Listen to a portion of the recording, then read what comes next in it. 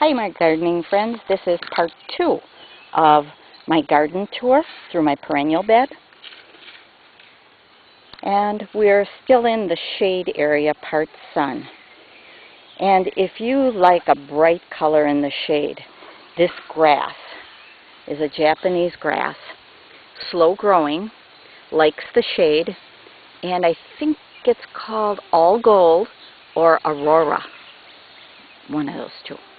Pretty, pretty, pretty in the shade garden, with the red astilbe fennel blooming and the red of the beanberry berries. That gold I think is pretty. Some more Solomon seal variegated. There's some obedient plant in there, disobedient obedient plant for fall bloom. And another nice shade perennial is meadow rue. And I like the stem on it, slightly pinkish burgundy, and then it brings out the purple palace color of the corabels.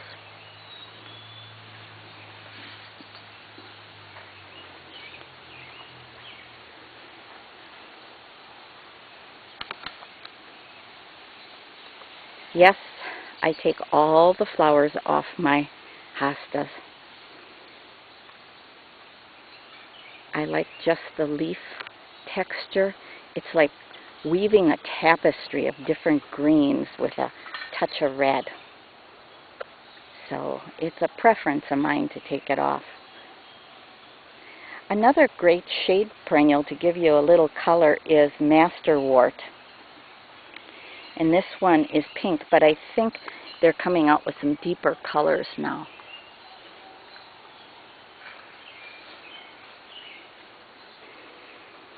Japanese maple that died back to the ground and came from the stump.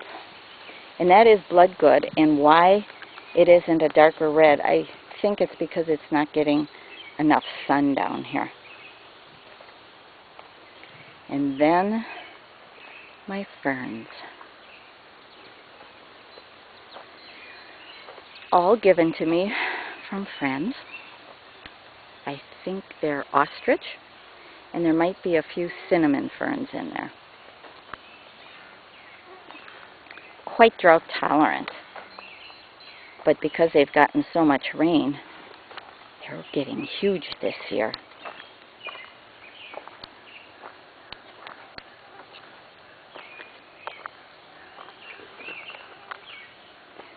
This is, what's it called? Ligularia, the rocket, getting ready to bloom. And now this is damp in here, so it likes it. It likes the water. A type of sedge, don't know the name.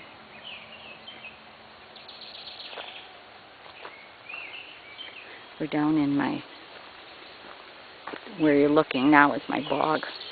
Goes down to the creek. But I'm not walking down there today. Another nice shade perennial is Jack in the Pulpit. And if you look real close, you can see the berries starting. They'll be bright red. And then this other perennial is Tiarella, the foam flower. Another very nice shade perennial. And now they're making some hybrids that have a little color in them, but this one here is sure to come back every time. More Japanese painted ferns. Loving all the moisture, because it can get quite dry underneath these trees here. Then I just cut down my spiderwort and left a little to reseed, but it'll bloom in shade, and I like the blue down here.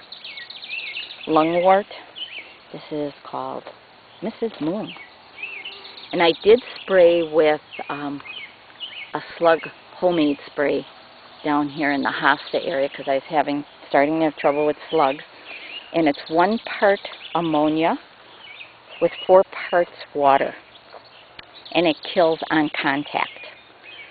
so you have to hit the slug, but usually the you know, it drips down the stem, so if they're on their way down to the ground, it'll get them yet, or get most of them.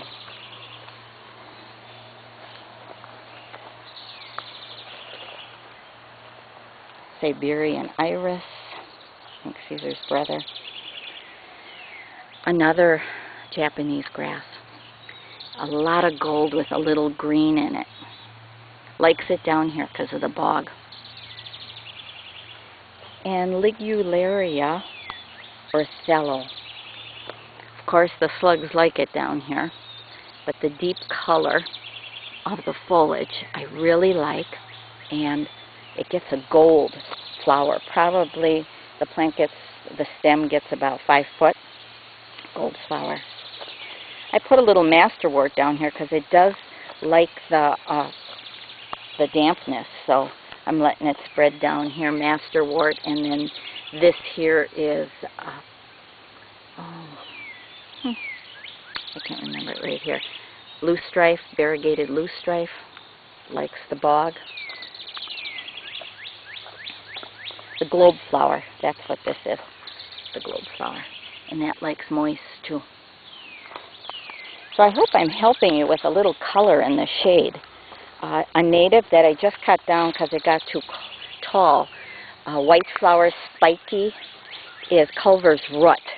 So that's another good shade in a bog plant or in the regular garden too. More of the globe flower. This here is Firecracker Loosestrife. Earlier in the season you saw it had more burgundy foliage. Now it's starting to get the yellow flower. Pretty Japanese maple, and I don't know their name. I'm sorry, I forget the names, even the common names, but this is a fine-leafed one, very thread-like, and I just love the foliage on here. It is now, I think it's 3 years old, and I like its weeping effect.